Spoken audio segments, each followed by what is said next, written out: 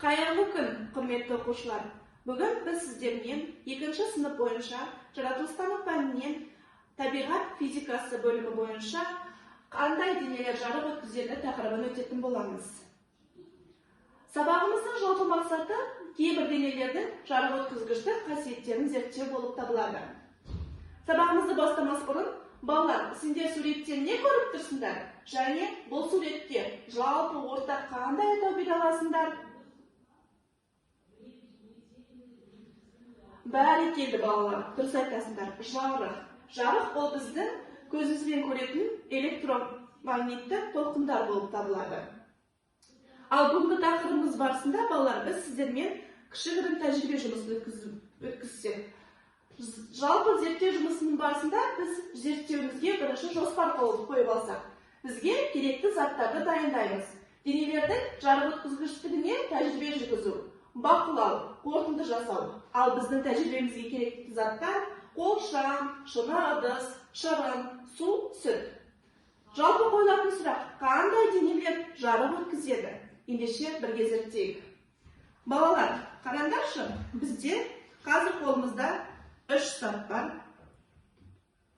Бірінші, су мен сүтті зерттеп алсақ. Ол үшін бізге қолшам керек. Біз телефонның жарығын пайдаланамыз, ұялы телефонның. Қазір зерттеп көрсек, балалар, бұл бізде сүт. Сүттен біз жарықты сүтке түсіріп көрген кезде, одан жарық өтпейді. Ал су. Судан жарық өтеді екен? Иә, судан жарық өтеді. Енді келесі тәжірибемізде осы сүт пен суға тағы да жасап көрсек, бұл біз қасықты алайық. Қасықты сүтке салғанда біз оны көре алмаймыз. Ал суға салғанда қасығымызды көре аламыз. Сонымен қатар, балалар, салыстырмалы түрде біз томат шырынын алайық. Томат шырынын алған кезде бұл жерде біз одан жарықты өткізіп көрейік. Бірінші қасықты саламыз, біз ол қасықты көре алмаймыз. Енді жарықты өткізіп көрейік. Томат шырыны құйылған ыдыстан жарық өтеді екен бізде? Жоқ, әрине. Жарық өтпейді. Енді жарық қандай заттардан өтеді? Бұл сұрақтың жауабын балалар барлығымызға белгілі болған сияқты. Жарық мөлдір заттардан өтеді. Енді біз жарық өтетін заттарға тағы бір мысал келтіріп өтсек. Бұл бізде бос банка. Бұдан бізде жарық өтеді екен? Әрине, жарық өтеді. Себебі бұл түссіз және мөлдір ыдыс. Жартылай мөлдір денелер тірі табиғатта да кездеседі. Мысалы, теңізді денесі жартылай мөлдір жануарлар мекендейді. Оларды медуза деп атайды. Олардың қоймалжың денесі түгелдей судан тұрады десе де болады. Күнделікті қолданатын заттар берілген. Осы заттардың ішінен өздерін жарық өткізетін заттарды белгілеңдерші. Белгілеп болдыңдар ма, балалар? Ендеше өз-өздерімізді тексерейік. Бізде жарық өткізетін заттар бұл жерде дәптердің сыртына ұстайтын ыдыс, банка, көзәйнек, көзілдірік және де бутылка. Осы заттардан жарық өтеді. Себебі айтып өткендей, бұл заттар бізде мөлдір.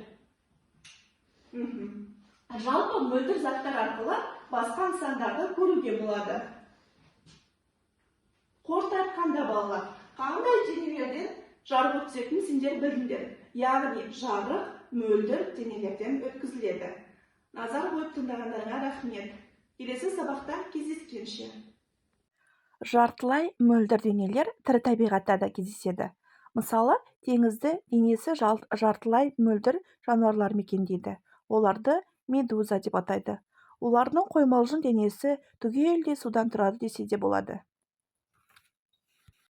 Енді сендерге тапсырма. Қазір сендерде күнделікті қолданатын заттар берілген. Осы заттардың ішінен өздерін жарық өткізетін заттарды белгілеңдерші. Белгілеп болдыңдар ма, балалар? Ендеше өз-өздерімізді тексерейік. Бізде жарық өткізетін заттар бұл жерде дәптердің сыртына ұстайтын ыдыс, банка, көзәйнек, көзілдірік және де бутылка.